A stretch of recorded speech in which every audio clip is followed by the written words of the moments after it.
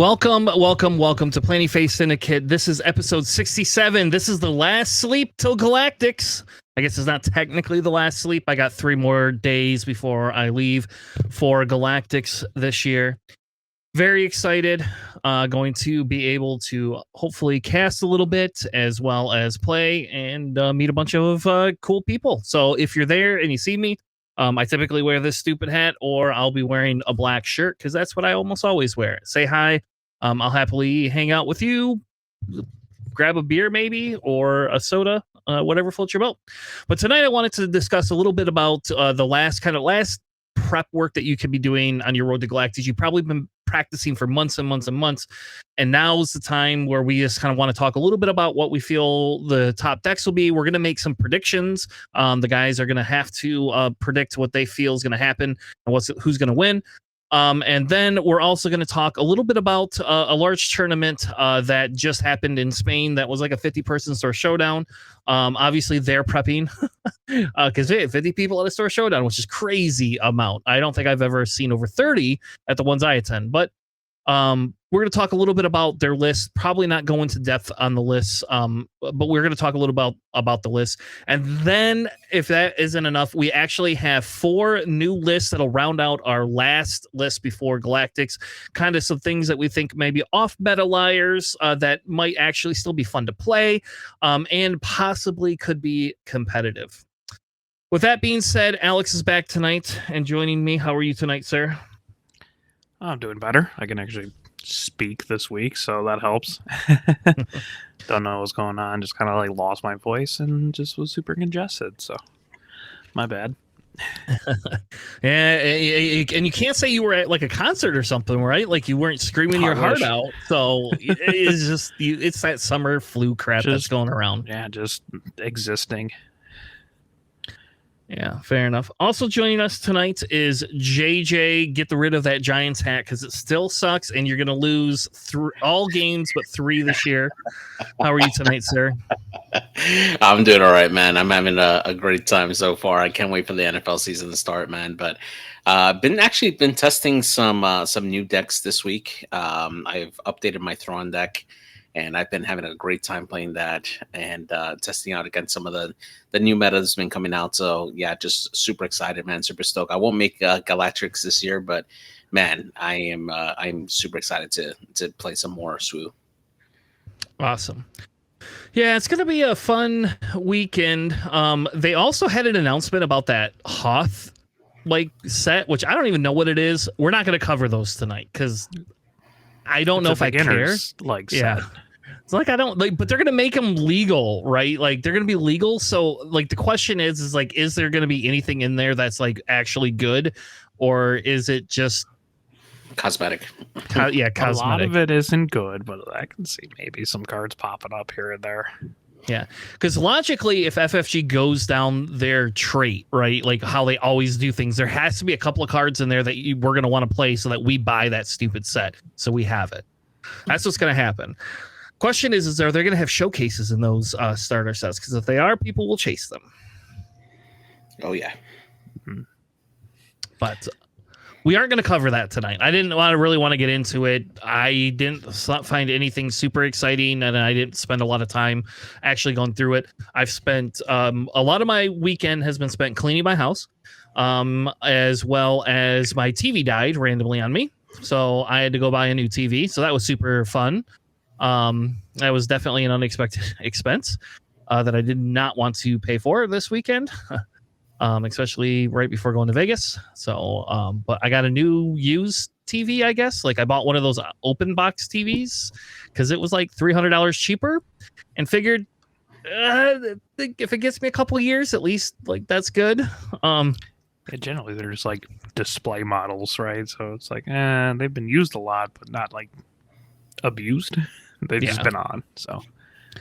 And so hopefully it's not that big of a deal. Like I said, it was like $200-$300 discount. And I got a Samsung Q60D 55-inch is what I bought.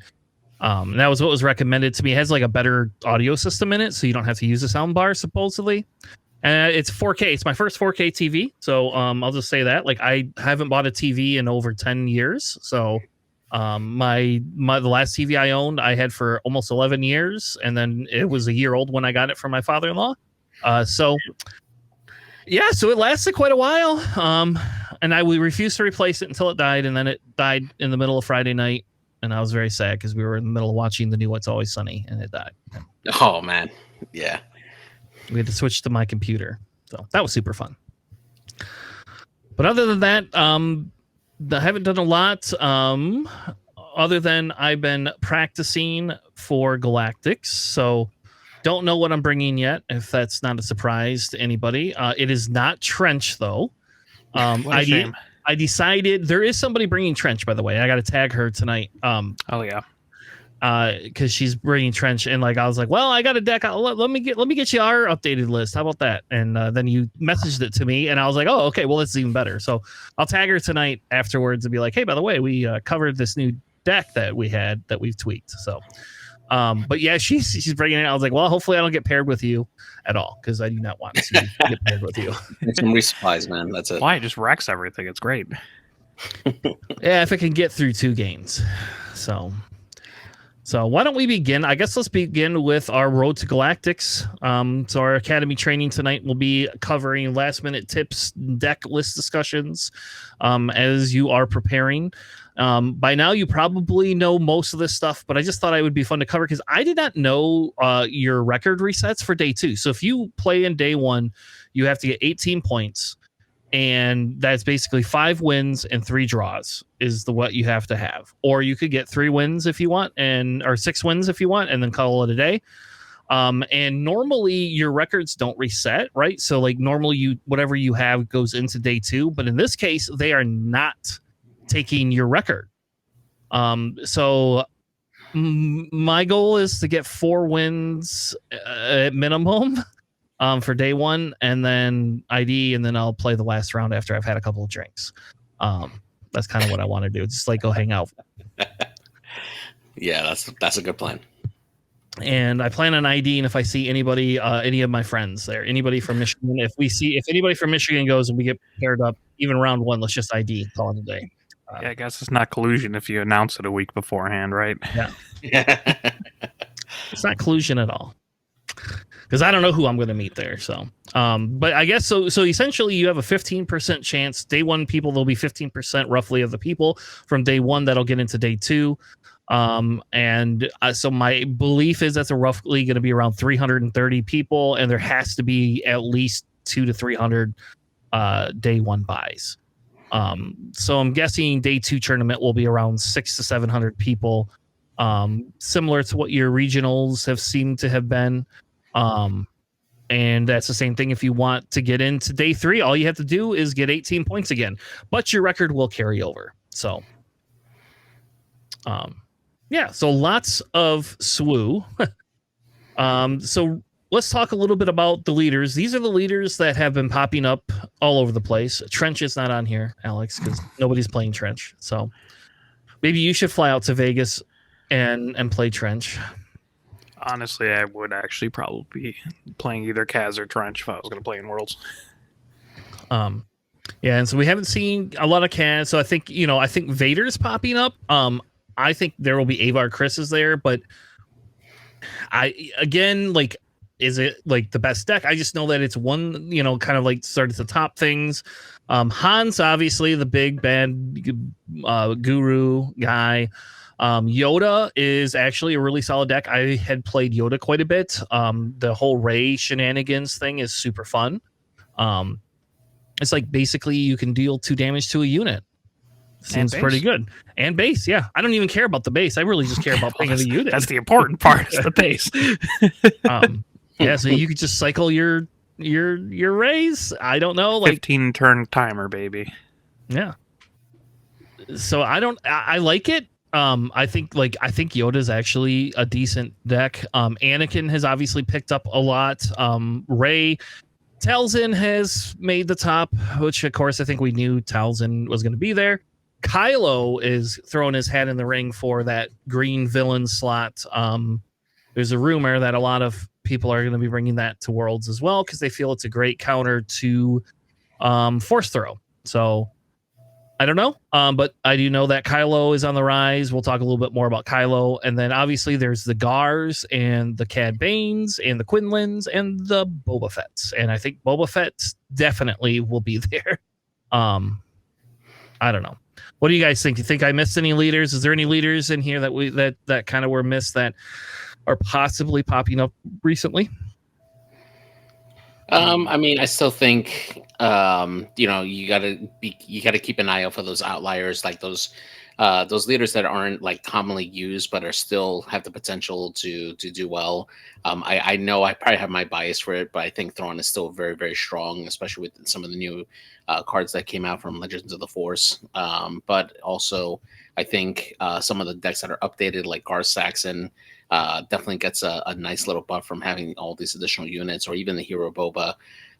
Just having the hidden units on there is a huge buff as well for that particular list. So just keep an eye out for some of those combos. Those are something that definitely could make a surprise if people aren't expecting them, and that could cause you like one of those losses. So just keep an eye out for that. Yeah, there's like some small rumblings of like Tarkin Town Grand Inquisitor, right? It's that one Grand Inquisitor that I've seen. I've seen a couple Tarkin Town Luke pilots, which is pretty fun. Space aggro seems pretty solid into these Force bases and decks, so that might be a little bit more than you'd expect, because like, who would bring Luke pilot or GI? And you're just like, oh well, actually the decks aren't too bad. And especially Luke Pilot. I think Luke Pilot sometimes is like that weird sneaky, like, because he just pings, right? It's like a free ping. He's like the hero version of Vader, except for he pings instead of creates a tie. So, and if you put him on something like that tactical heavy bomber, you don't get his ability off, but you also like swing for 7 and do 7 in direct. So that's a lot for decks to deal with. Yeah. Most decks can't do that. So let's take a look at Han first. I think Han's kind of the first one that everybody's talking about. So Han 2, I guess I should say, is the one that people are talking about. So there's the blue and the green version. The blue version is the like force throw. I want to force everything. Grogu, Ogdu Bogdu, and my Crate Dragon is my end game. There's no redemptions that I know of in this list, which is a little weird to me, right? Because like it's not a force unit, but redemption's such a good card. You out of some games. Yeah, so like redemption's just such an amazing card. But we aren't seeing redemption played much. On the green side, it's very similar. Like you have the Grogu's, and then you have your Obi-Wans, and then you have Kelleran, right? Kelleran and Yoda are the new like end game type stuff, and the new green one is pretty decent as well. I played green, Han 2 green in a PQ last set. I have been playing Han 2 green, I won't lie, with the Force. And Yoda is just like, I don't know. He's a like, good piece. Yeah, like Yoda's like the new Luke almost, if you have the ability to get the Force all the time. So, yeah. Actually, just a note about like Red Han and Redemption. You can drop Redemption one turn early and still heal the 8. It dies, but you can still heal the 8. It goes over the maximum health. Yep. Just because that's not a very intuitive thing, but that is, it says heal up to 8, so you can heal up to 8 regardless if your ship dies or not. Yeah, because if your ship's gonna die anyway, what do you care, right? Like you just want the healing for it. Or like you need it on 7 resources, you really need to heal 8 off your base. You can do it. Yeah. So this is kind of one of the more contested decks. I think this is what we're seeing take down things, and like we have to talk about a little bit about like bias, right? There is going to be bias to wanting to play this deck. Like the Han 2 green is so much more my style than some of the other decks that we've been playing, because it's very similar to the value, like mid-range-ish, stuff that we kind of have in villain that I like to play, right? Like I like Kira. Han 2 green is not Kira, but is like in that vein of that late mid-range to soft control, very toolboxy. But I think blue is the more popular one. So I don't know. What do you guys think about Han? Personally, I like the green The green fits my playstyle more than the blue does, which is kind of strange to me. And 'cause I you're a play blue lot of player. Yeah. I know, but a lot of the reasons why you were saying Han 2 green, it was just like that just fits more my playstyle, and also just ramping to Crate Dragon is just very funny. Yeah. It's real cool when you can drop a Crate Dragon before the other person drops the Crate Dragon, even if you're both the same leader. Yeah, that Enoth is what gets people over that hump too. Yep. Yeah. Personally, I like the green more than I like the blue.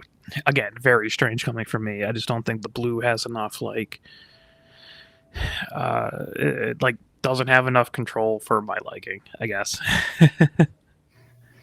Yeah. You should play my version. Our version is extremely controlling because that's me. So Because you can, yeah. because that's what Tanner likes to play. Tanner plays control. Yeah, JJ, for me- what do you think? Surprisingly for me, I've actually seen people play Hantu yellow and use Keller and Beck and stuff like bring him in a turn early. I think that's actually a surprise for me because the effectiveness of being able to bring him out on turn 6 is really nice, and having Yellow? that option for Keller, Kelleran- yeah, and yellow. Kelleran's green though. They'd have to pay extra. Oh wait, maybe I'm thinking a different card. Hang on. Are you thinking of the Yeah, ambush you're lady? right. It is Or yellow. Qui-Gon? Sorry. Yeah.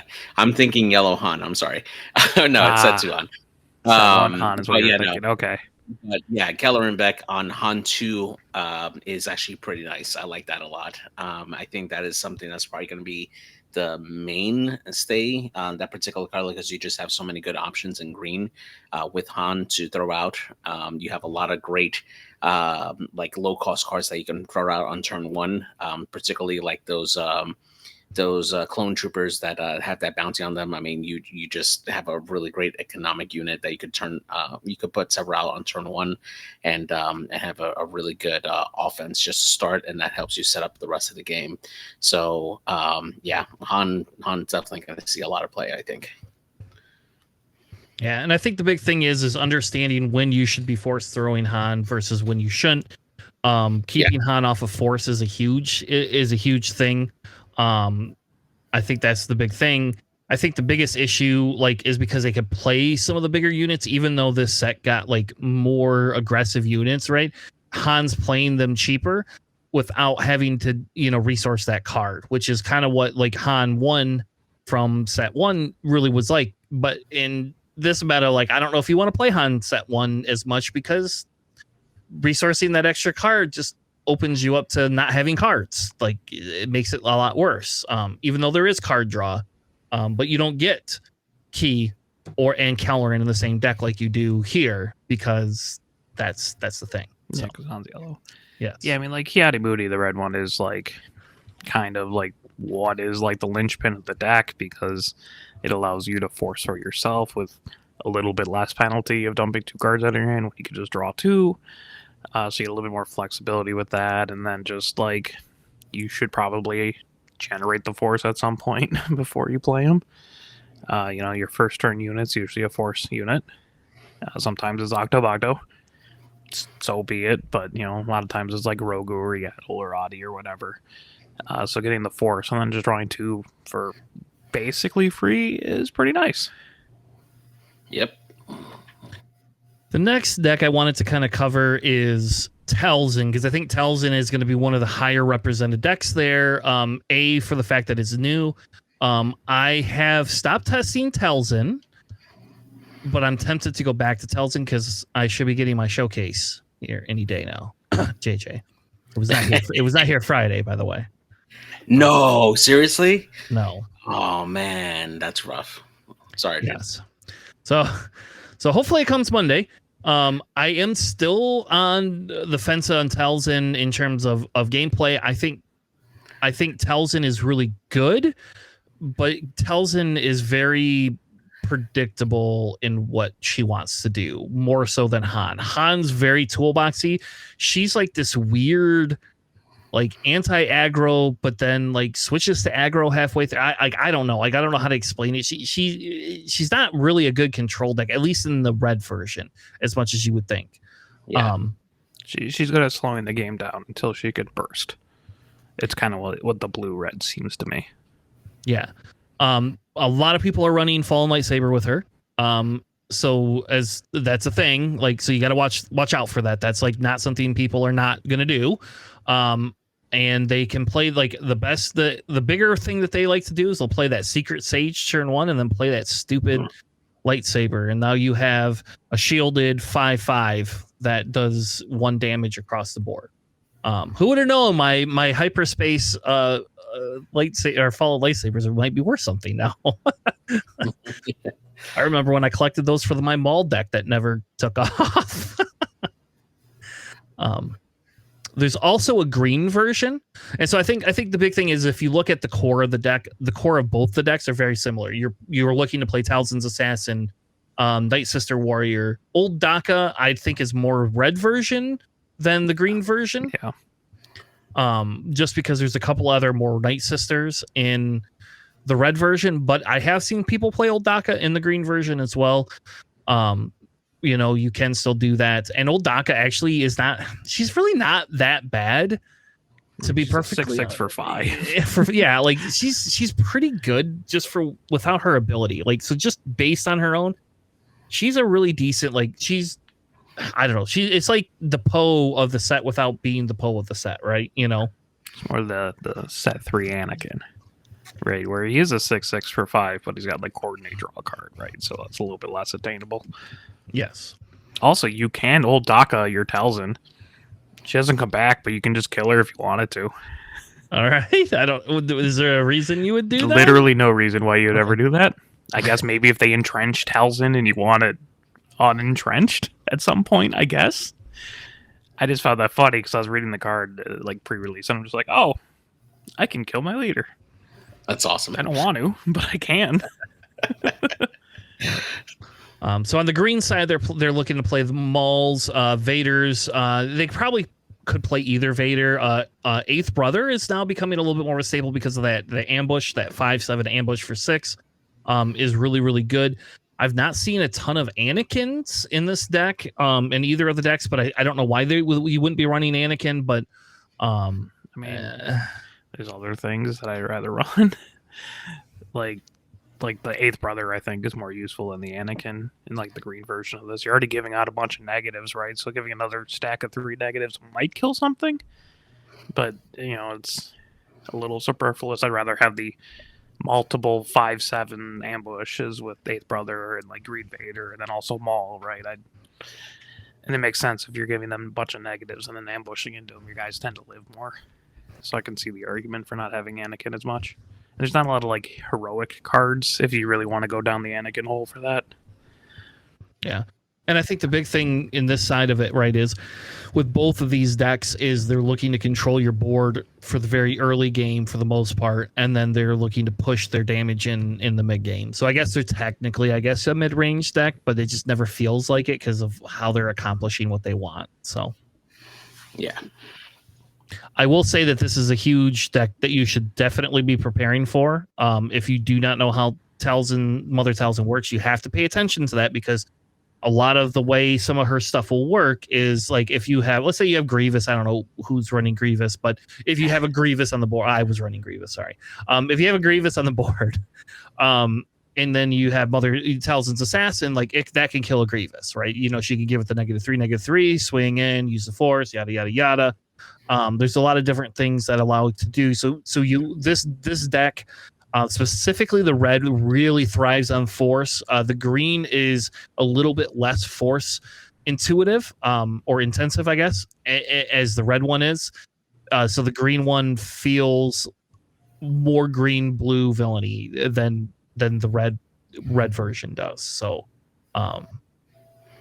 I don't know if they're playing Devastators in their decks at all. The top Probably not. end. That'd be a little pretty crazy top end at that point. Maybe in the sides. So I know that the red version for a while was running Devastator main deck. That was like a thing Wu was doing, was putting red Devastators in main deck. I mean, okay. But anyway, and this is kind of the Talzin. Any other thoughts on Talzin? The red version, you have to watch out for Force Throw. Though I will tell you, if they do not Force Throw themselves, unless they get those Night Sisters. So if you see them get a Night Sister off, 1 or 2 ice, they will force throw themselves. That's what they will be doing. If they are not getting that Night Sister, like if they don't drop the Night Sister at all and they're going a little bit more aggro-ish, then what I would say is be very prepared for them to force throw you. So make sure you have your 1 cost unit or 1 cost card or 2 cost cards so you don't get your ass handed to you. So yeah, there's not really anyone around me playing Talzin, which is kind of weird. So I haven't had much experience going into Talzin. But I like the deck. I think it's cool. They're probably waiting for their showcase. I mean, that is... it's right up there with the Barris and Revan showcase for this set. Of how cool it is. well, I will now have all 3. So there you go. And I should have sold my Barris ones like $200, but I did not because I just like it. Like I just really like. I want to make Barris. I think Barris will be good in the long run of things as we get further into these sets. All right. Well, let's move on to Kylo. I think Kylo. We're gonna do some blue-green villain because that's Alex and I's sweet spot a little bit. We love blue-green villain a lot. You don't like blue-green? Yes, you do. You like what do I play in blue-green villain? Palpatine, don't you? No, I hate blue Palp. All right. So it is my sweet spot. I like it. Alex just sucks and doesn't like it. I like red. Let red green villain, man. All the way. So Kylo, Kylo, I think is a deck we were incorrect on. We thought Kylo would be just bad. And Kylo's not as bad as what people think he is, but Kylo is also very, very telegraphed. Kylo will never have initiative, almost ever, unless they have a power of the dark side they want to use on you. Then they have initiative magically because that's what they want to do. But for the most part, they are not going to do that. But just like any other blue-green villain, their turn 1 play looks to be power of the dark side or Dr. Pershing, because Dr. Pershing survives a Tarkin Town. Unless you have an ambush unit, and then it doesn't survive, and then or they daring raid them, or you daring raid it. So, hint, hint. Yeah. Also, I had Kylo in B tier. Don't give me this. Didn't think it'd be great. I don't remember you. You had it in low B tier, if I remember right, though. It was like low, but I also had no S tier, so that is the second highest tier. I actually faced off against a blue-green Kylo today, and they ended up getting to turn 9 where they all of a sudden drew out 4 lightsabers that they had discarded, and it became like a 15-19 Kylo with overwhelm, and yeah. And then you rivals followed him, right? No, I actually ran out of all my takedowns in rivals falls because he kept on like dropping like Anakin's and other Kylo Rens and stuff, and like I just kept on trying to like get that out, and I had run out of my power of the dark sides and Rivals Falls. Tragic. I know. Yeah. So this deck obviously is looking once a turn to dump a what you would call an upgrade. Yeah, like heirloom lightsabers, legal authorities, devotions, craving powers, all that.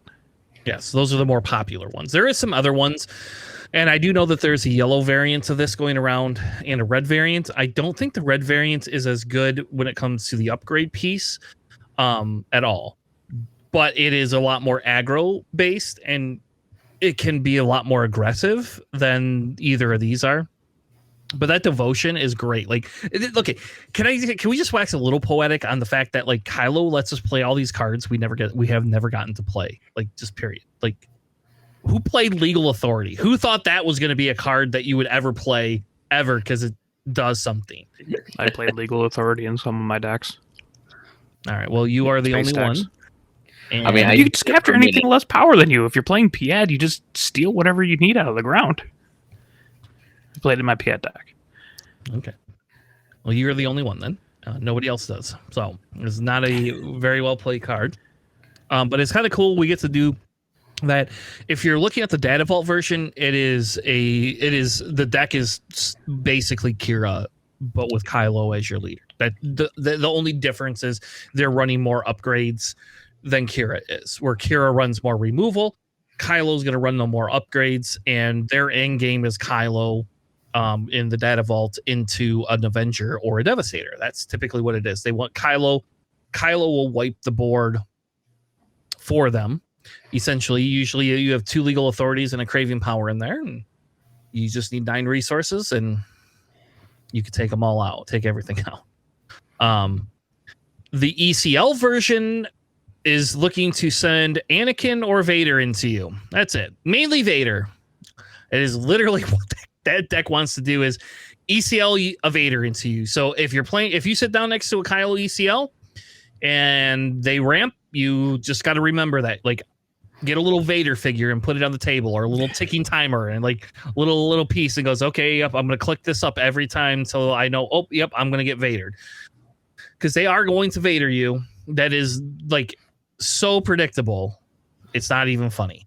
You know what the best is? Sparking them with Quinlan before they can play Vader. That's like the best. Just smuggle out Bazine with Trench. You could do that. I mean, they're not ECL like a Vader into the Trench deck anyways, because they can't 2-for-1 units that don't exist. Yeah, that's true. Times. But don't actually do that. No, don't do that. Well, yeah, and I do wonder if like the Trench deck just beats this deck like all over the place. Like there's not what are you gonna do? Like I don't care how big their Kylo is when he's entrenched. Yeah, like he's just not gonna do anything. So I do think that I do think you're gonna see this deck a lot because it's the new hotness. I think it still struggles personally into some of these other decks, though. If you can out aggro this deck, who cares if they ECL Vader into you? Yeah, they have to hit 6 resources first. That's the problem, right? Mm-hmm. Like I've watched Sabine eat this deck for breakfast because Sabine will just be like, "Oh, you ramped? Okay, so now it comes out on 5, and you can kill my Sabine, but I've already done all these other crazy things." Or you play a bunch of space units and they can't ECL Vader into no ground. Yeah. So I don't hate this deck. Like this deck's actually really fun to play, to be perfectly honest with you. Like this deck is super fun to play, but like if you know how to counter the deck and if you have the tools to counter it, like if you're building a deck, you should definitely be worried about this. This is where confiscates come in handy. That's a huge one. And Kit Fisto's Aether Sprite and just knock off every single upgrade they have. Yep. Kit Fisto's Aether Sprite, like at least a sideboard for that card, because you just like all you have to do is play it. And I will failure. Yeah, or that card that we're not talking about. But, power failure. Yeah. But like I do think that like I think like Kit's Aether Sprite, it puts a 5 body on the ground. You're not getting Kyle out before 5 resources. And I will tell you, the first time I played against somebody, a Kylo guy that did it, I just dropped it after that. And the guy told me to blow my brains out, basically. It's like, oh, thanks, man. Hey. Damn. Yeah, he was pissed. But it's like, yeah, what do you expect? Like we know it's going to be a thing. So like, all I'm saying is while this deck I think is very good, I do think this deck is actually decently good. I do think you have to watch for it, but just remember the playthrough. If they can get to their end game in the data vault version, you've lost. Like you're not going to beat their top end almost ever. It's just unless you're running also green blue villain or red green villain, I guess that also beats it too. Yeah, great dragons are a hell of a thing when Kylo starts building upgrades on himself. Yeah. All right, we'll move on to the other green blue villain decks. We don't have to spend as much time because these are the exact same shells, except for they're not discarding upgrades. They're playing the exact same thing with just a bigger removal suite. Gar Saxon ECL is definitely a thing. You must watch out for that. That is definitely on the rise. And I will say Kira Data Vault is probably what you'll see more than Kira ECL. I think people try Kira ECL with the Vader. And I just like, if you're going to do that, why not just run Kylo, right? Like your leader just is a better leader for what you're trying to do. But for Data Vault, I think Kira is a lot better because Kira can stop. Kira is better at stopping the aggro than Kylo is. But Kira doesn't have the upgrades and doesn't get the leader abilities or any of that fun stuff that you get. But Gar ECL is a thing now. Like that's like everybody really loves that. Interesting. Because you can ECL Vader and it gets like that extra like because it has a shield on it, right? So it hits for what 6 because of that. Yeah. So you could take out, like, you can't kill a Luke and you can't kill an Anakin, but you can kill almost anything else on the board. I mean, you can kill the Luke if you give him the shield first, right? I mean, that's kind of that's the shtick. Yes, that is. I haven't seen a Gar Green yet, but it makes sense. Like, it wasn't bad. I've just seen a lot more yellow play just because I think people default to aggro early on. Yeah, a guard green is super strong because you can also end up equipping over OB, and just the amount of offense that you power out from that is super strong, man. Especially if you have that Vader like survive and have an upgrade on him, an OB will wipe the board for sure. It's like a miniature super laser blast with a Vader on the board. And you have craving power too, right? So now you're permanently upgraded, and that gives you +3/+2, and then you can do all that damage out. Yeah, because the triggers with Gar Saxon, right? So you pump it up by 3 instead of by 2 normally. Yep. Yeah. And I will tell you, the Gar Saxon ECL is pretty good into aggro too, like stopping aggro, because of the fact that you get to keep your units, so you could 2-for-1 things a lot easier. I mean, like a Krennic is a 3/2. Right, so like a Krennic being a 3/2 just like kills things very easily. But you don't get lurking TIE Phantoms, folks. I'll tell you that now. So I don't know. It's not the Gar ECL is not my play style.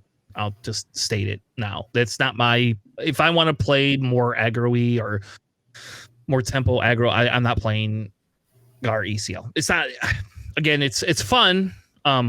I will say it's going to be definitely prevalent at Worlds. I think it's one of the ugliest showcases we have, though. So. Got those duck lips. Yeah. He looks like what's the Cobb Vanth? What's that actor's name? Timothy Oliphant. That's kind of what he reminds me of. You like a Timothy Oliphant that like is a cross between that and what's the guy from Boys? The villain from Boys. I don't remember. Homelander. Yes, Homelander. So it's like this is like a Timothy Olyphant Homelander. That's what this is. Nice. All right, so let's move on to Red Blue Hero.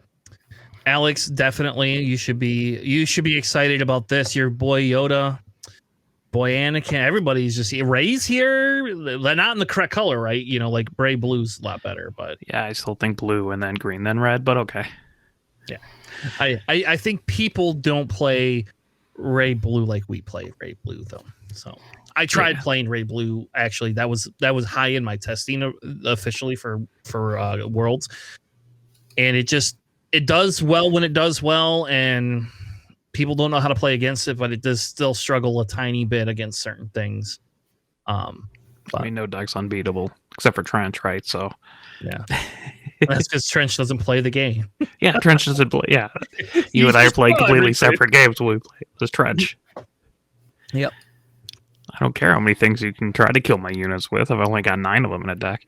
But actually, I very much like the Anakin right now. I'm not sure if the Force base is what I would want with Anakin. Honestly, just from playing around with it and messing around with the stuff, it kind of just feels like I'd rather run a 30 or a 35 health base with him.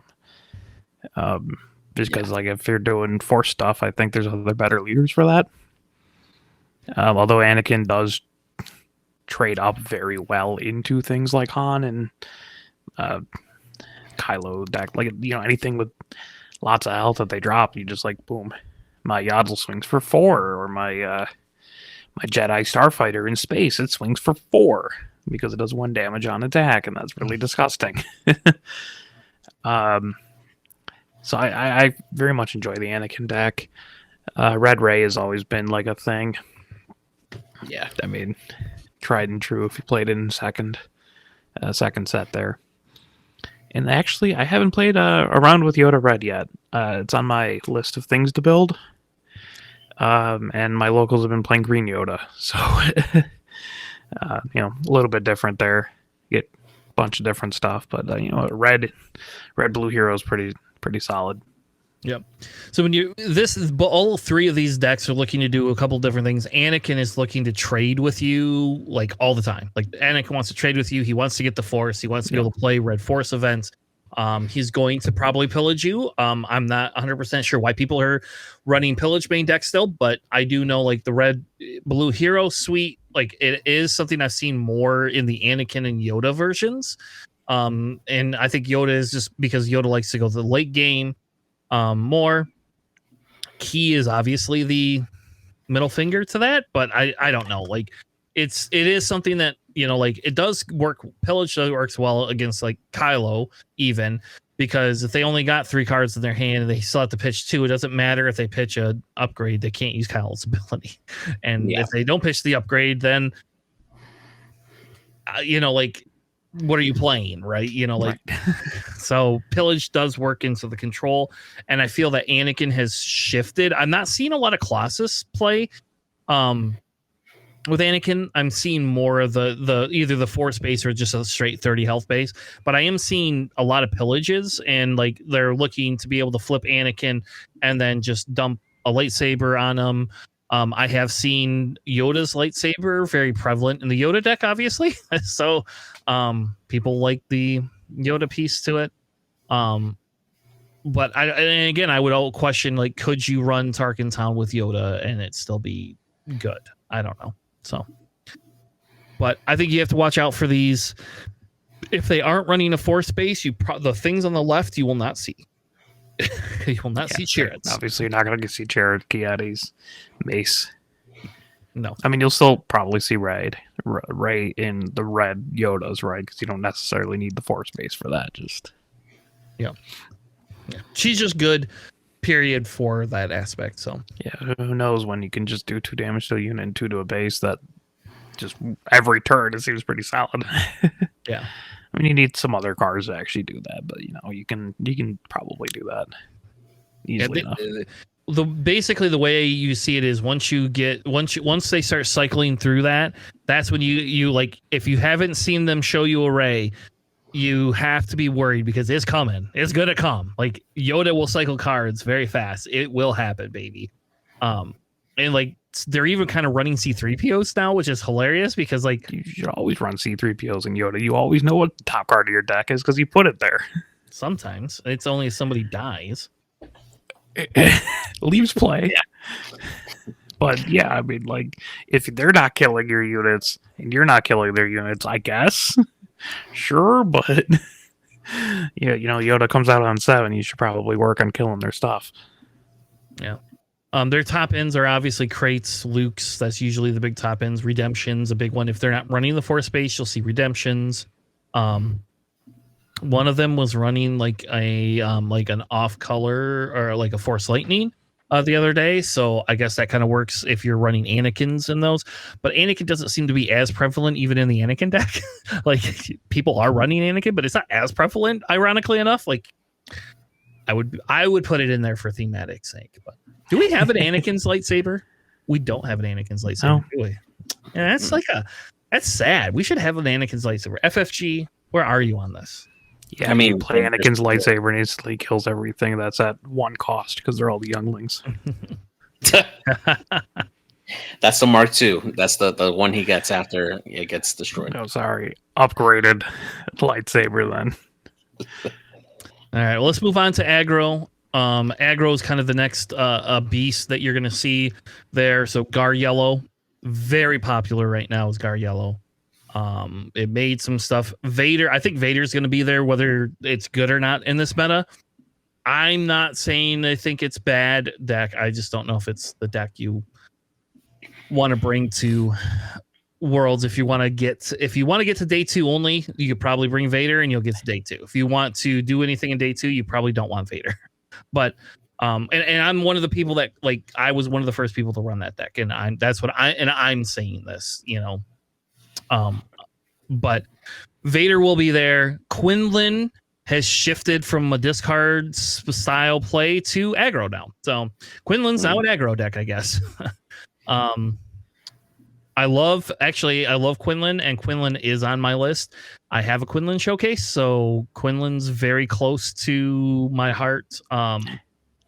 in what I like to play. So, and yes, I'm running the Quinlan unit in my Quinlan deck. So there is theme there. I don't get a Quinlan's lightsaber, damn it. Like if I had a Quinlan's lightsaber, that'd be cool too. They should just release like a separate pack of all like Jedi Lightsabers and for Sith, everyone. Yeah, Jedi lightsabers and Sith lightsabers. That'd be sweet. That'd be a good add-on, like a separate pack you have to buy. I like that. FFG, there's how you make money. And then Lock things behind walls. yeah, and Poe and Sabine. I mean, obviously Sabine. If you don't see Sabine, I don't know what to tell you. Like I do not understand. People should still be running Sabine. It's still a good deck. I didn't get a people million who are things. bringing Sabine there. Yeah, like Sabine is a staple that you're definitely going to see Sabine. Poe is like the new Sabine. People like Poe more, I guess. So Sure. I don't know. You played him a lot last set, but not really an ECL. I don't like the ECL version. That's just me. It's just not my play style. I like the blue. I like blue or double red. Those are the two I played. So. I did Tarkin Town, especially super well with like Black One, and all that kind of stuff. And that was very fun, very fast. But I can see if people are like, I'm going to switch over to Poe because I played a lot of Sabine. It's a lot of the same stuff. Yeah. So against aggro, they want to go to your base. They're not going to kill your units. You have to determine if you are the beatdown or if they are the beatdown. You have to make that decision. So, I think understanding that is like the biggest key, because you'll play like a Poe. Are you Poe versus Vader? Who's the beatdown? It's probably Poe. Like Poe's probably the beatdown. Poe's probably a lot faster. I get it. Yeah. I mean, if you're Vader, though, like, how are you going to take out those ground units? So, you capture it and no good to be dead it. That's what you do, baby. No, yeah, fair. Yeah, and Poe's also not running the same ground unit Sabine is. Yeah, that's true. Outmaneuver's the thing too. I remember we put outmaneuver in our sideboard, so I main deck 3 of them in trench. For that reason, where there's aggro decks out there. So aggro is going to be a thing. I think the big thing to understand with aggro is knowing it has, no matter which deck it is, it has very similar game plans. You just have to understand, are they going to upgrade their stuff? The only deck you have to worry about force throw in is Quinlan, and Quinlan's force throw is very situational in my opinion. Quinlan doesn't care as much about force throw as like other decks do. And Quinlan is still typically running Tarkin Town over a force base, so you're not going to see the same force pieces. So your aggro, you're not seeing a lot of force aggro style decks at all. Like, I don't even know if Cal, would you even consider Cal a force aggro deck, I guess? I've never really seen people play Cal, so I've only faced it once, and if it played more mid range than aggro. But I mean, it's an outlier, honestly.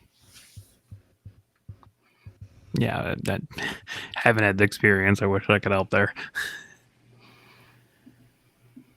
All right. Anything else on aggro before we move on to? We have 2 more things to cover. Some outliers there. Yeah, we have some outliers. Some of them are pretty legitimate. I think Palp is a thing. And I think Chancellor Palpatine is now a thing as well. I know you say that all you want, and like, I'm not telling you these are good decks. I'm just telling you that it is there, and people are playing it, and people have done very well with Chancellor Palpatine Sidious Blue right now. I don't think it's up there in what I would consider like an ultra competitive, but like it does trounce on aggro decks like quite a bit. Like it does decently well into the aggro because does it do well into space aggro? Yes. Okay. Interesting. How? What do you mean? How does it do well into space aggro? It just uses a lot of the removal pieces for it, and it runs a lot of space units actually. Okay. Like they're running Concordons, they're running the I don't remember the other one. They're running the Eager Escorts sometimes, depending on what color they fit into, but they're running that. I can't remember the name of that stupid ship that like has the grit on it. That's like a thing that they're running now too. Grit ship. I'm talking about it's a first fight. 2. Yeah, it's a 2/2 that gets grit. Oh, That's like the a thing that's in Naboo? there. The Naboo fighter? Sure. Crit royal Yes, fighter. yes. Yeah. Yeah, that's it. Like that's a thing. They're also running those Naboo, the N1 ship, the 3/2 cost ship. That's a thing Okay. that's been in there. So Fireball would make a lot of sense too. No. But Yeah. that like kind of conflicts with his ability because it dies before you can flip him, but it's still an ambush unit. yes. Yeah, And yes, like- they're running that. They're definitely running fireballs. I've seen that too. But yeah, like Palp, you know, the yellow Palp is pretty popular. I'm not sure if people are still on that right now. I've seen a couple like blue or Colossus Palps. I think one of them actually took. I don't remember if one won, but I know they made like top fours and stuff. I was trying to remember if Palpatine's won lately. I think the highest is third over here. Yeah. And you're gonna see Boba Fett's. I didn't have a slide dedicated to Boba Fett. But I do think you're gonna see both yellow and green versions of Boba Fett. I don't think that they win against aggro very well all the time. But it can, like if they can ramp fast, it can. And Cad Bane saw a resurgence again. So we're Cad Bane, you'll definitely see there. People are still running it. That's very good. He got quite a few tools, I think, in the set. Wu made Darth Maul Blue popular. So you're going to see Darth Maul Blue. Have people played that? Yeah, people are playing it with the 25 health base. I think he's better in sealed, but whatever. We'll see. We'll see. We'll see what the results are for those. Yep. I did not like that deck and that much, and I think it because it doesn't play traditionally like a blue-red villain deck, and it's so fragile to me. I feel like it's really easy to disrupt. That's kind of what I felt too, and I didn't seem to have too many issues with it once I started understanding what their lines were. I think you'll Piat's see been cleaning up. Piat, yeah. I was gonna say I think you're gonna see Piat, because there's more mid range, right? So Piat works very well with mid range. And you should see more Kaz, even though I'm not sure if they're going to be there because Kaz is really, really good right now.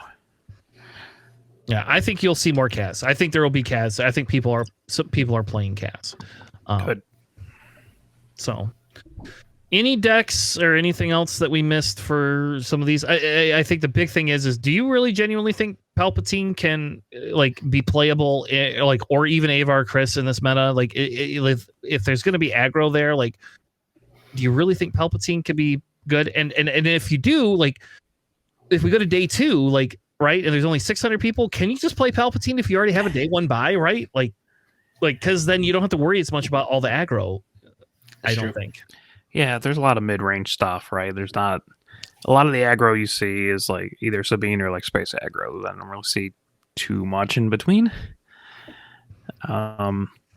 So like if you can tune a Palpatine deck to be able to take care of stuff like that, it becomes a lot better. Because Palp was always really, really good in the mid-range stuff anyways, and if they're already damaging their units, they're doing the job for you. But I don't know. I haven't really built a Emperor Palpatine deck yet so far, other than like a silly Endless Legion deck, because I drew 16 cards off Purgle King in that deck. With Endless Legions, which is hilarious, but we can get into a different discussion there. All right, so now here's where we could talk a little bit about predictions, baby. Like let's predict things. And hold on, let me pull up my doc because I'm gonna keep track of our world predictions, because we never do that. All right, so the first category that I wanted to talk about is what deck do you think wins Worlds?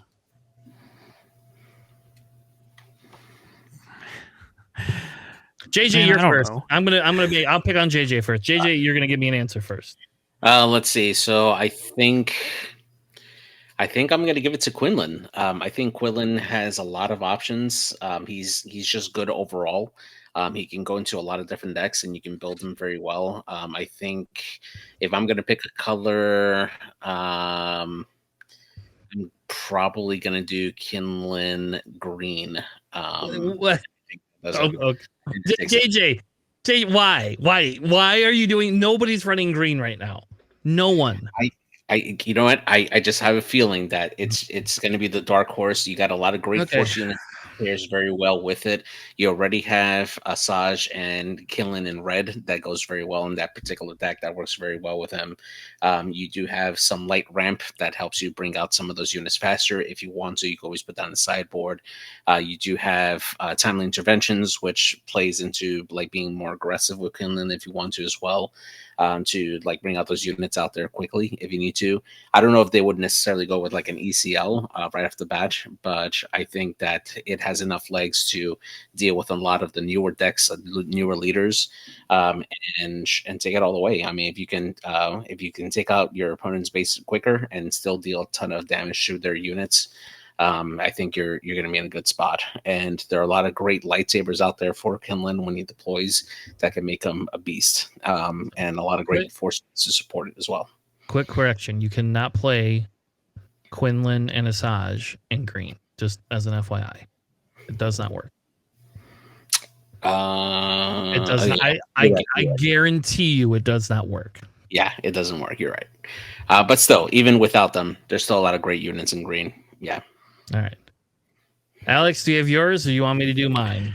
Sure. I will have a just heavily biased thing for this because I don't know or really can predict this. So let's just go Ray Data Vault. Nice and easy. Why not? It's fun. Ray's fun. Data Vault's good. Fair enough. So it still shows up in tournaments, okay? So, semi-legitimate. No, I have to pick. Am I allowed to say Palpatine? Just kidding. I don't think it's going to be Palpatine. I mean, just be as valid as all other ones. So, all right. I'm going to say Sabine Green is what I'm going to say. Oh, come on. We specified bases. Fine. Sabine ECL because that's the only one that... JJ didn't. He just said green. Quinlan green. And then talked about force units. So, like, I don't know whether he wants a force base or just a green base. So I just put green. Oh, I'm sorry. I should have specified. What is it? Jedi. I'll just put force base. Green force. Put green force. Yeah, and then call it. Yeah. All right. Next question. Who's going to be the most represented leader? On set 2. All right. Alex? Yeah, I mean, it's probably going to be Han Setu, right? Do we want to split this into which do we think is better or like more represented, green or blue? Or do you have something else that's not Han? I have something else that's not Han. So interesting. Am I allowed? I mean, yeah, we already guessed, right? Okay. So all right. It's not Trench. So just so you know. I wish. Should be. They wanted the team to live. So I will say I believe the most represented leader is going to be Anakin 3. Interesting. Okay. Is it okay for me to say that Data Vault is going to be the most common base? Sure, we'll do that next. What do we think? Most common base? That was not a question, but all right, we'll do that one. JJ, you said Data Vault. Yeah. I'm going to say Blue Force.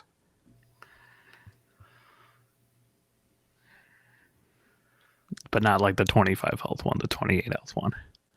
I am also going to say Blue Force. All right.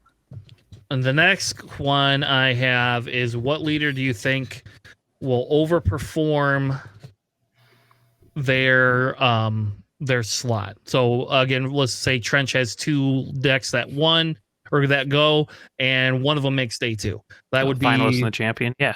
No. That would be day 3, which will not happen. But which deck do you think will be the deck that overperforms their station in life? ATL Thrawn green.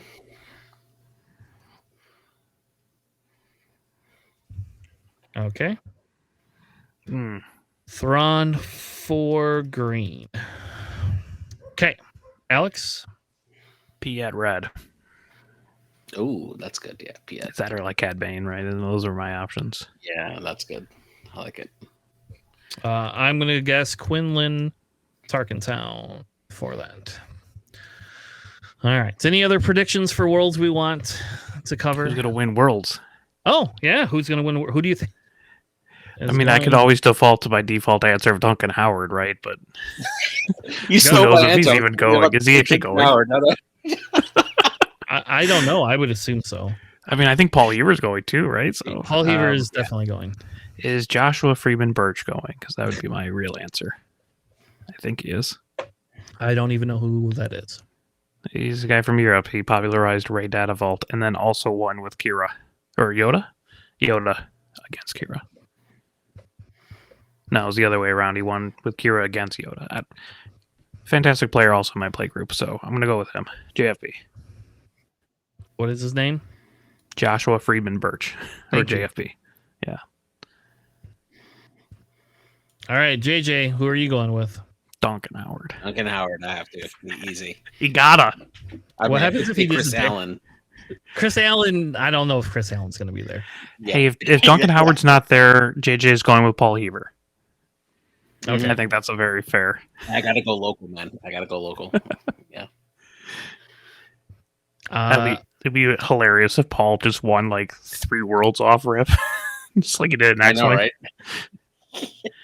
Well, he won that 1K, right? Yeah, he did. Last week. Yes. Yeah, Huh? he did decently. He did he was in the top 20 at Richmond, and so it's funny because I don't think he remembers me half the time, but he talks to me like he remembers me, and I'll be like, "You remember me, right?" And he's like, "Oh yeah, X-Wing, right?" And I'll be like, "You're just saying that."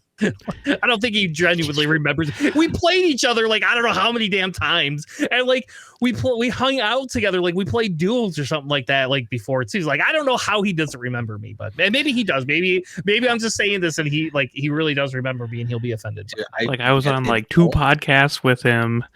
I almost had his worst defeat of his life. I played janky scum stuff, and I've played against him 4 times, and I can guarantee you he has no idea who I am.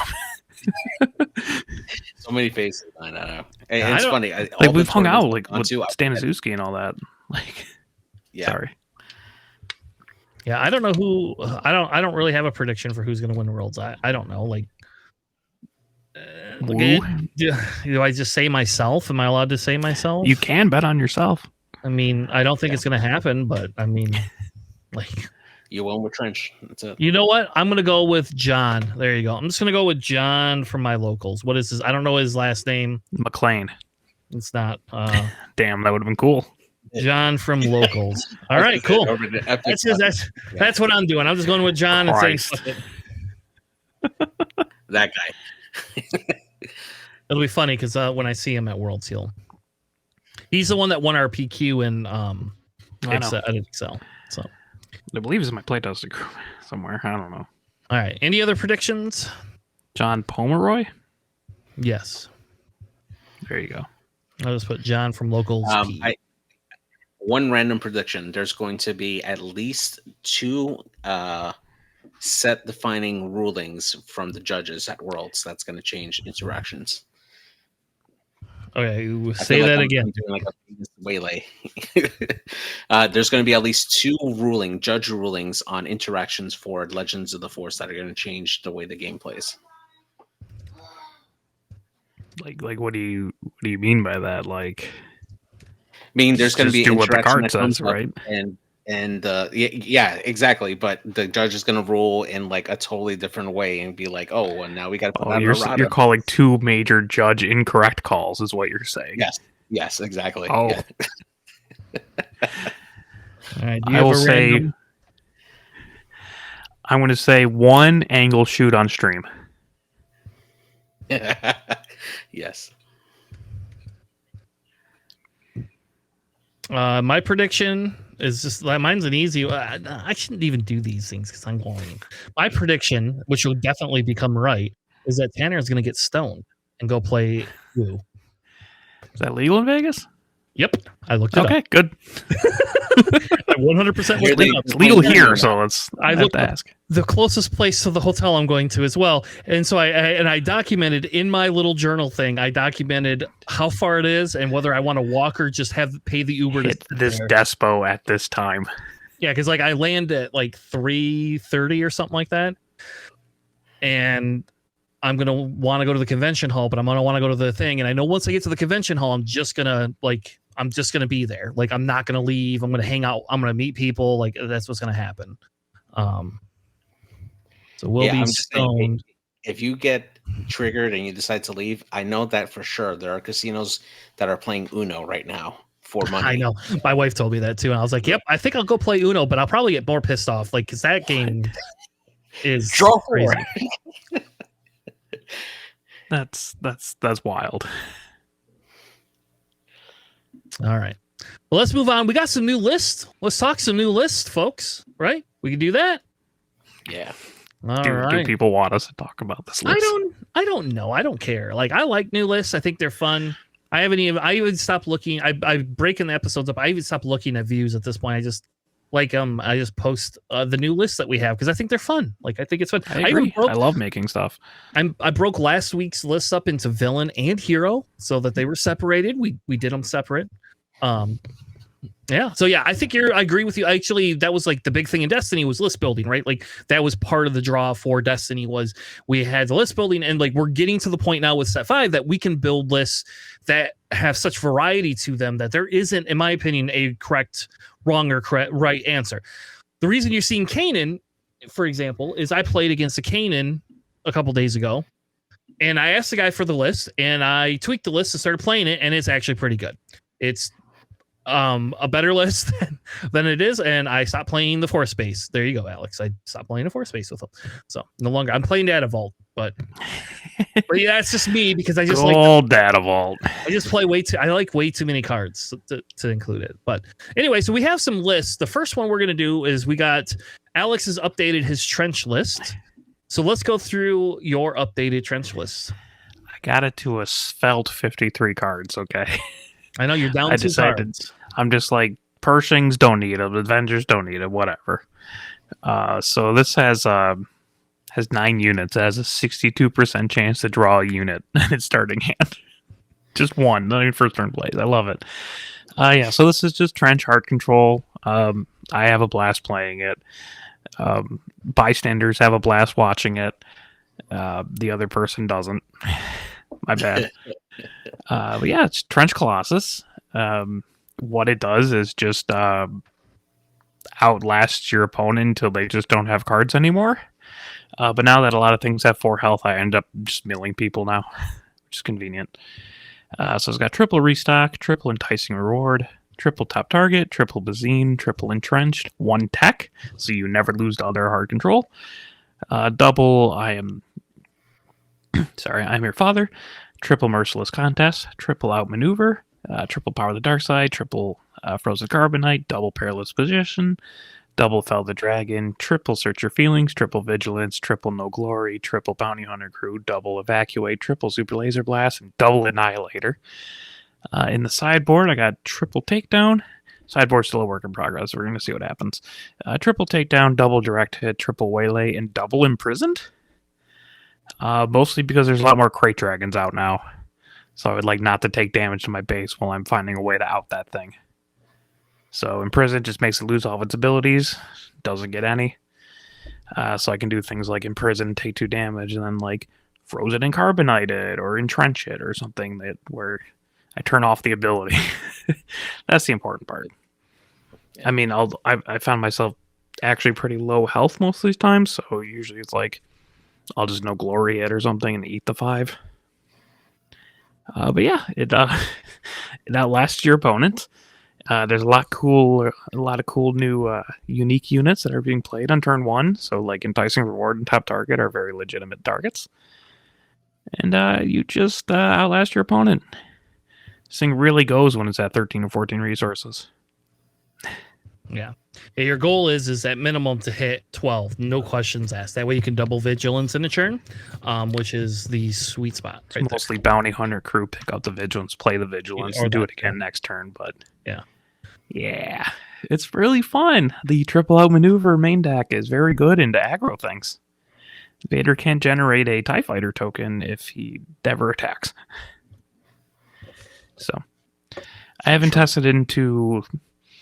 The only space aggro I've gone into is Vader, and I've gone to like Sabines and stuff. Nothing super crazy, but it's been holding up very, very much better than it used to because there's a lot less data vault and a lot less indirect damage. Indirect damage was a pain. Mm-hmm. It's just more annoying to go against. Also, I love Annihilators, and I've smuggled them out multiple games, and that's really funny. Yeah, this is hard control. For those who didn't catch that, very hard control. The hardest control. It's weird not having Pershings in there, but I guess it does. Like it doesn't matter. What do you do if they pillage and force through you? What do you do then? Just cry? I haven't played anyone main decking pillages. Okay. But usually force throws I was able to not affect much because most of the things does something, and also the enticing rewards. It's basically draw 2. Because you look at the top 10 cards and pull 2 units. And I only have 9 units, so like you're just drawing 2 of whatever the best case scenario thing is. That actually helps with the card draw. So what did you add in to get rid of the fine editions? Because that was the other thing that used to be in there. It hurt not having the fine editions. The Perilous were in the side before. Now they're main deck, just a couple of them, just to mostly get around some leaders or some like phantoms and things like that. Yeah, so it's like I ended up cutting a couple fine editions. I cut the Avengers. I cut all the Pershings. I added the enticing rewards. I main decked the outmaneuvers, main decking 2 Perilous. I upped Search Your Feelings and Bounty Hunter Crew because those are really good. And I upped the number of top targets mainly.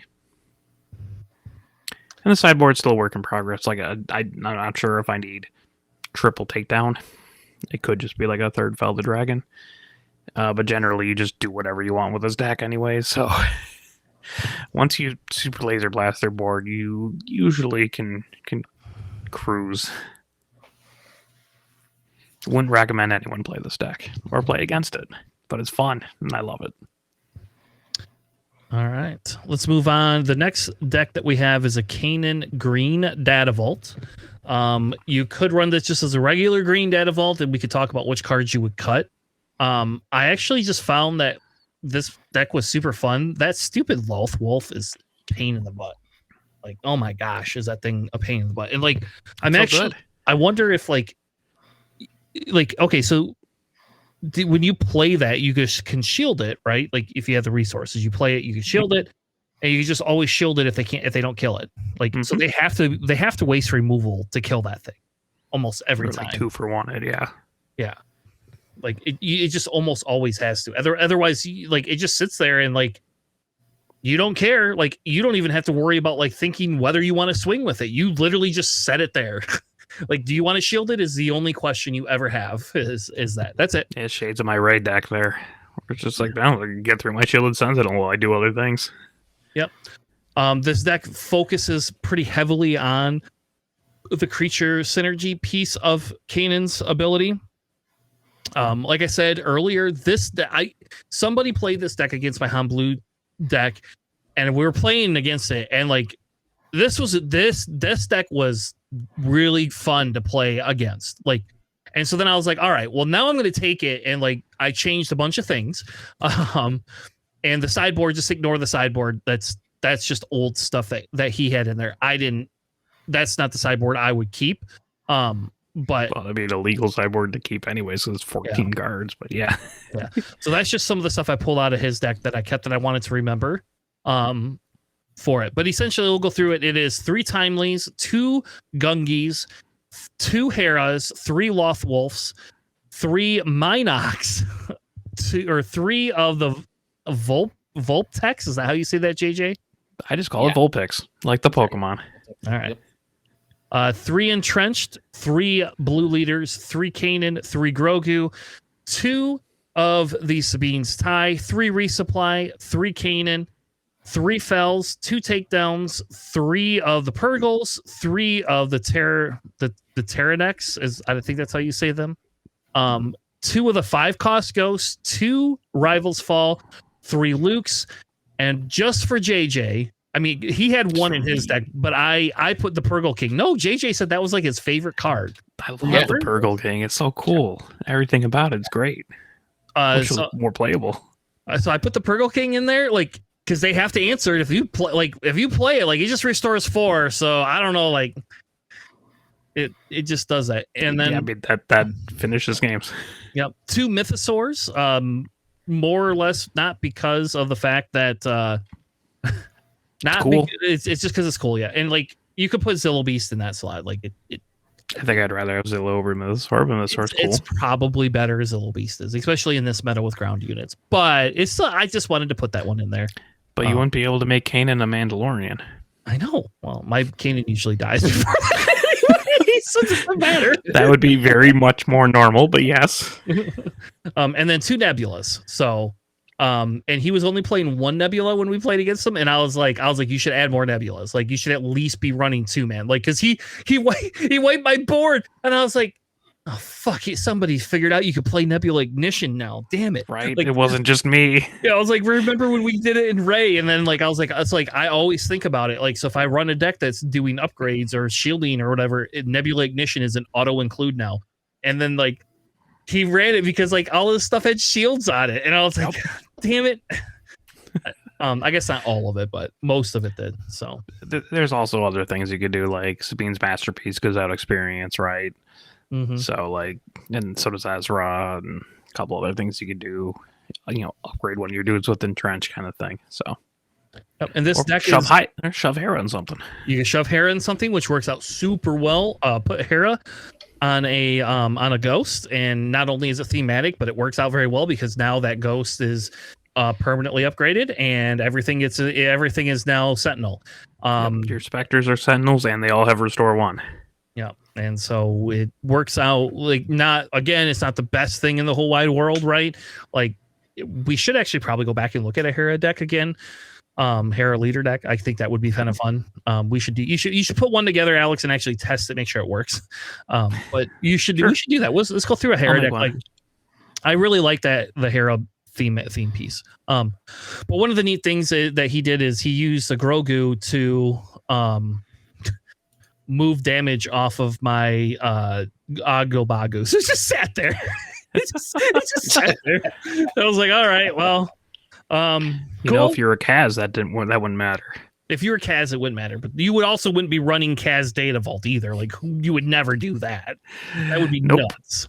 No, but Kaz Blue would be fine with it. Yeah. So this is just kind of like a new pet deck. Actually, like I said, I played against this guy. It was super fun.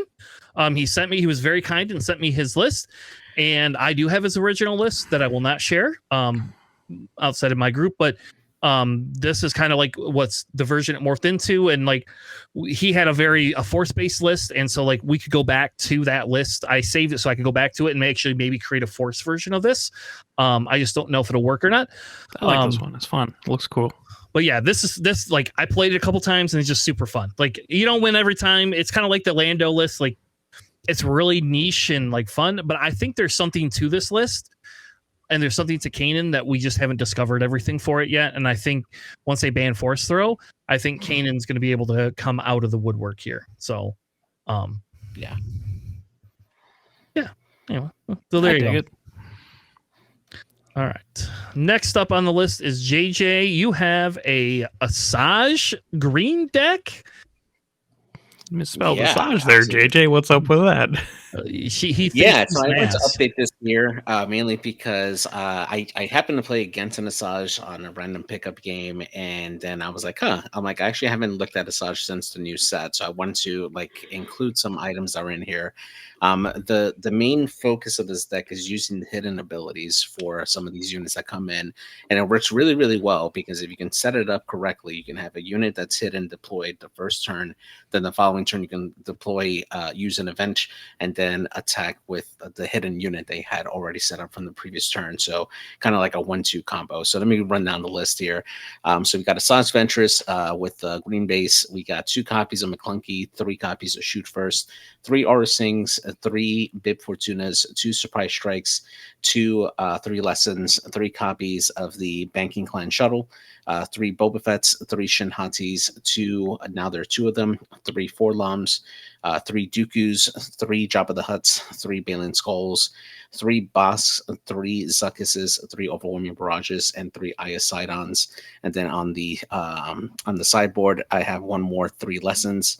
I have 3 Relentless Pursuits, 3 Waylays, and then 3 Pilgars there.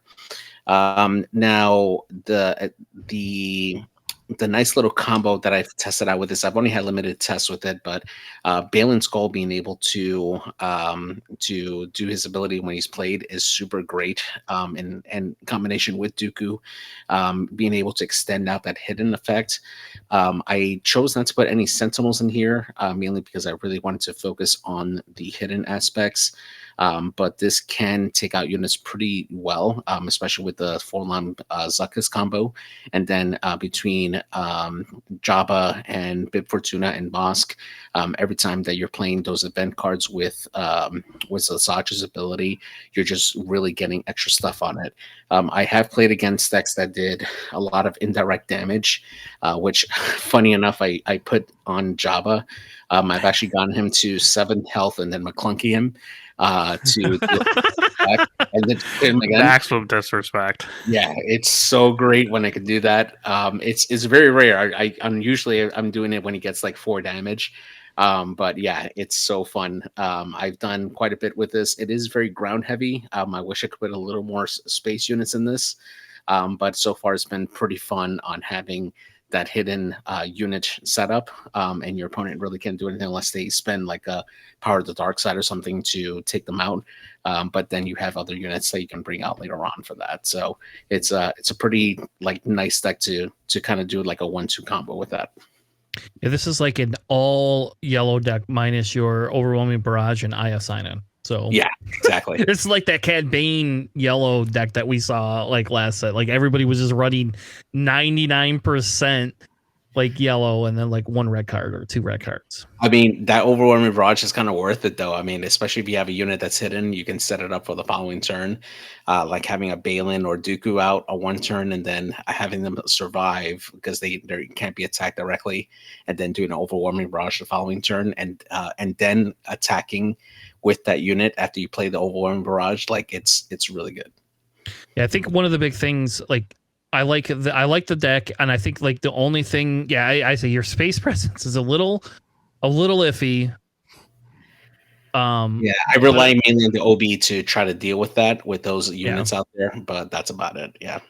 Yeah, I think you could vary that up a little bit, but I think the other thing too, like at least in the sideboard, is that what's that Terranek guy? What's that Terranek? Whatever that stupid green ambush one. Yeah. Like that would be a good sideboard card for all the Force decks too. So was it Terran Tantrix or whatever that is? Yeah. Yeah. Because there's like 3 T's in it. Terran Tatic. Yeah. I like the deck. Like I think we should maybe that's what we should do is we should like play off meta decks against each other. There you go. Like how do you own enough of these cards, JJ, so that we could play webcam games? And I'm just waiting for a box, man. I mean, all my decks are off meta, right? No one wants to play trench. You're not allowed to play trench. We've already established that that's technically we should meta. Play one trench game on stream, watch everyone look at the degeneracy, and then look at us in disgust. Yeah, you want me to play my Vader yellow against it? How about that? It's a more fun and interesting matchup. Alex. We lost Alex. Yeah. So, or did I just lose the 2 of you? Can you hear me? Yeah. Okay. Craven Powers. Yeah. Why not? Craven Power. That would be a good one too. Yeah. Actually, a little more green in there. That would actually be really good on Balin. Like, holy crap, is that good on Balin? For it. So, all right, the next deck that we have is Alex. We have a Von Reg Data Vault. So, sticking with that Data Vault theme there. Do you still have your Von Reg showcase? Because I still have my Von Reg showcase. So I'm just like, yeah, put it to use. Yeah, I do. I built a Von Reg deck before the beginning of the first set, or the last set, or whatever you want to call it, and it was super fun. I actually really like Von Reg. Yeah, he's pretty silly. So Von Reg Datavolt. This is just super space aggro, but because you have Datavolt, you tend not to lose to other aggro decks. That is kind of the reason that I went with Datavolt. Mm-hmm. So it's got triple of the Crackshot V-Wings. That's the 2/2 for 1, but they take a damage if you don't have a fighter, but you'll have fighters. It's got triple FO TIE Fighter, triple of the Forge Starfighters, the Sith 1/1s, Hidden Raid 1. Triple of the TIE LNs, triple Daring Raid, triple of the Exegol Patrollers, triple Kylo Silencer. I keep going back and forth if I want silencers or the strike ships, because the strike ships do have overwhelm, but when your opponent hits into them, that's not good. But putting Von Reg on an overwhelm ship is really good. Yeah, it's super fun. So I'm going back and forth. Triple the Outland TIE, triple of the Victor 2 Mauler Mythal there, double air superiority, triple stay on target, triple arm to the teeth, triple main deck tri-fighters, tell the other people no, you can't heal your base, double disabling Fang Fighter, triple droid missile platform because it's 4 attack, triple the prototype TIE Advanced because it's 4 attack, triple Victor Leader, triple Von Reg's TIE, triple the Clone Combat Squadron, double OB, and then triple Vader Pilot. In the side, I have 2 Black Sun Starfighters against other space aggro stuff, a 3rd Disabling Fang Fighter, a 3rd OB, double Planetary Bombardment, triple Ruthless Raider, and a Red Devastator for late game stuff. And this deck is fast and silly, by the way. Oh, I bet. I beat a Luke Pilot Tarkentown with this, and half my units have 1 health. That's just how fast this is. I wonder how this does into Vaders. It is faster than Vaders. I actually played that matchup a couple times. When we played at Richmond, I played a version of this deck there. It was very, very tough to beat. I won 2-1 on this one, but it is super tough. The only way you really win this is like kind of is knowing when you have to beat down this list. Once you can control the number of space units that are out there, then it becomes a lot easier to manage it. But it is a very, very tough matchup for Vader. Putting Vader Pilot onto like an Exegol Patroller or a Strike Ship, which I don't have here, is silly because of the overwhelm. Mm-hmm. And it can get kind of nuts. I keep going back and forth. I want the silencers or the strike ships, just because that overwhelm does come up a lot with Vader Pilot. Why not dump the Outlander tie and put strike ships in that one? Because the Outlander tie is really, really good. Because whatever ship, because Von Reg comes out at 4, so basically whatever ship you're putting on, you can also give it an experience. Yeah. It's mostly why they're there. I mean, just like, it's because Von Reg comes out on 4. Mm. Like, I wouldn't recommend that in the Vader. No one plays that in Vader, right, for that reason. But with Von Reg, you're just like, yeah, just dump them. And you have to play the ship first with Von Reg anyway, so you might as well play something that pumps up another thing. I would say the only change I would make is I would dump Fang Fighters for double of the red power failures.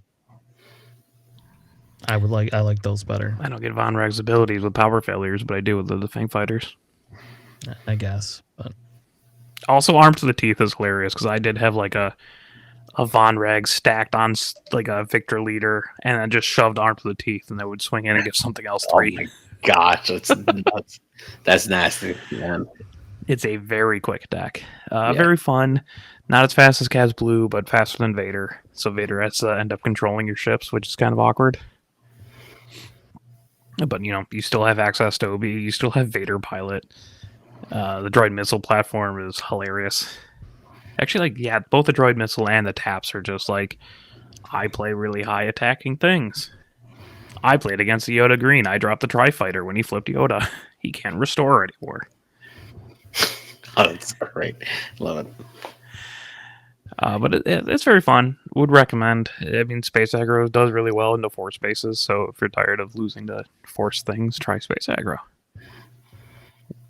or hard control. No in between. Super fast aggro space, or just like trench hard control.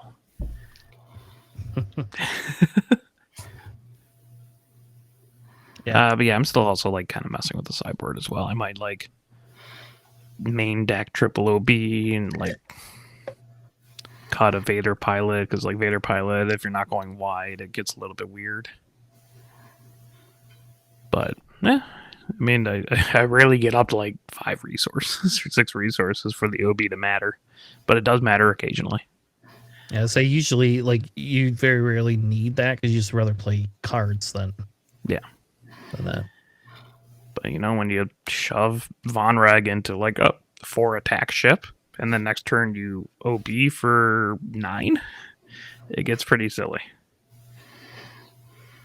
Yeah, I like it. I think it's neat. I do think there is viability to Von Reg. I think people, once we get through this force throw meta, we can, play that. Like, outside of the fact that you can't draw cards, like, really, like, if they force throw you, they're just gonna cry because you're like, oh, here's a 1 card. If you even have a hand, this tends to like play everything. We just get rid of everything. Like, yeah, exactly. Then you smuggle out the arm to the teeth because they never see it coming. Yeah. Because you can put that arm to the teeth on a ship that has Vader on it too, by the way. And I've done that. It's even worse then. Just casually give this like ship a +5. Yeah, and then 1 on attack damage and give something else +2. And by the way, it's probably +6 because I use Von Reg's ability. Yep. The best would be is if you could put Vader on his own ship and then put arm to the teeth on it. That's the ultimate play right there. That's the Chad version. Sure. But yeah, from not like extensive playtests with this, but it's really fun. It's really good. It's so funny. And you actually you have 15-ish ones, right? Because I'm including Mauler Mithril as like a 1 drop, so you can actually like pretty decently play 2 ships on turn 1. So it's not like you get super log jammed with that. I mean, you ideally want 2 1s, but an Exegol Patroller or like a Silencer or a Strike Ship aren't bad first turn plays either. No, not at all. So, well, all right. Well, those were our desks. Those were our desks. Those were our new decks. Thank you very much. You got there. We played. Yeah, I'm tired. So, you know how that is. We've been doing a lot of cleaning. So yeah. So I think we're gonna end it here tonight. I'm not gonna pick up, and we're not gonna go through the store showdown that I wanted to go through. Unfortunately, I really wanted to go through it, but like I don't. Again, how important is it? Like I think the big thing is I don't know. Maybe I'll do it before I leave.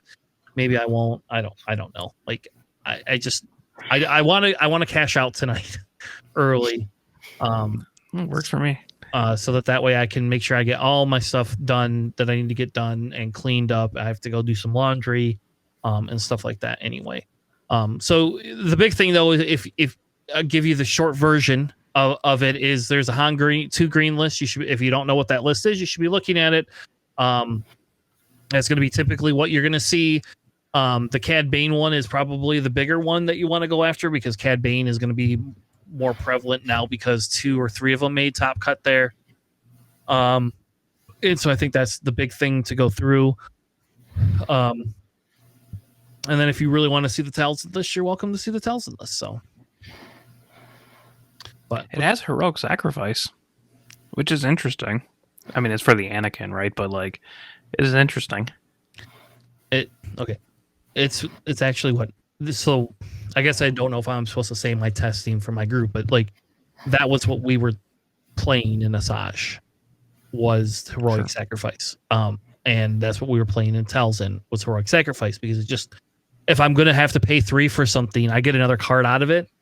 And it does like the aggressive attacks and like it works super well with Talzin because it kills like certain things she wants. There's a lot of on death triggers.